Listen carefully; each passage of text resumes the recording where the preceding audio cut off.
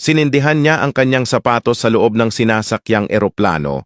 Ngunit nakaamoy ng sunog ang isang crew ng eroplano, kaya dali niyang pinuntahan at tinulungan siya ng mga pasahero na patumbahin ang lalaki at tinurukan ng pampatulog.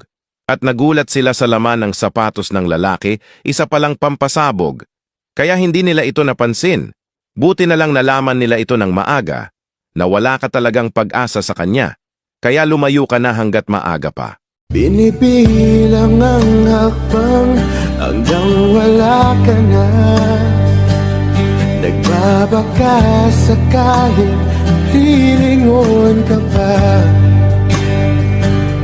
Hindi na ba mababalik ang mga sandali, mga panahong may lalim pa ang iyong ngiti?